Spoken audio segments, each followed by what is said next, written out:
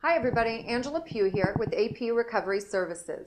Today we're going to talk about something that I get asked about all the time, and that is how do we choose a treatment center?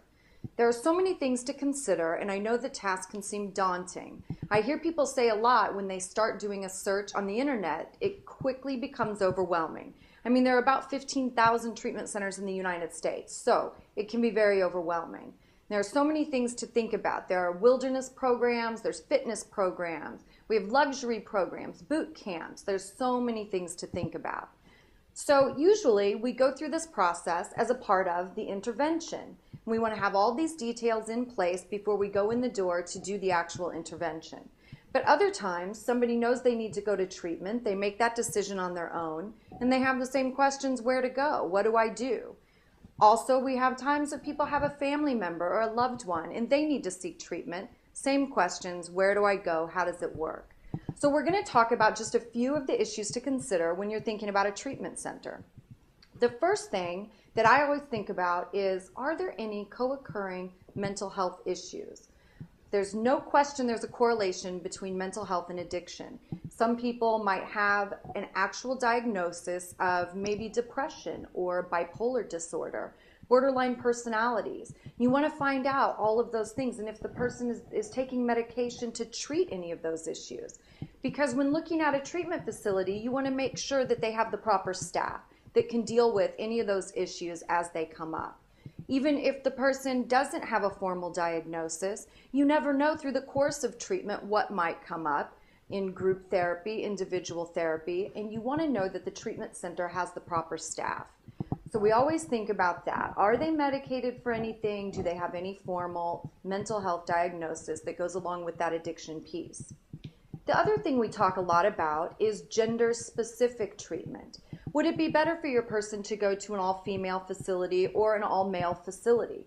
There are plenty of those programs to choose from. They're all over the country, and sometimes it can be better to be in a situation that's gender-specific. Now remember, there's no right answer. This really is individual. It's a choice that you have to make, and there are pros and cons to go either way.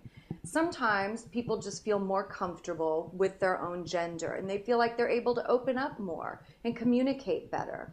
Other times we have issues of sexual trauma in someone's past, and that might make it just a little more comfortable to be with their own gender and to share openly and speak openly.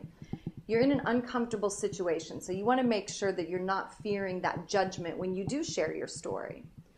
Other times, people just don't want their loved ones to be distracted by having the opposite sex around because it can be distracting. Lastly, we always talk about location, and this is different for everyone as well. A few of the things that we think about are maybe you want your person to be closer to home because you don't have a lot of money for travel. So you want to be able to drive to see them. You want to be able to participate in family programs, visit on the weekends. You want your person to be closer to you. Other times, family members want their person to be far away. They want them as far away as possible, thinking if they don't have the distraction of thoughts of home being right down the street and what are their families doing without them, maybe they can just sit down and relax and just think about their sobriety and their recovery. Again, there's no right answer. There's no wrong way to do it. There are just things you want to think about to maximize your opportunity to get the help that you need. Now, we only had a few minutes in this video, so I gave you all that I could give you in that time. And as we approach the end, I want to let you know there's much more information out there, and there's a lot more to consider and things to look at when you're choosing a treatment center. So here's where you can find me to get more information. Thank you so much for being here. I'll see you on the next video. Visit aprecoveryservices.net for more information regarding addiction, recovery, counseling, or coaching. You can also find us at info@aprecoveryservices.net or call us toll-free at 877-976-4196.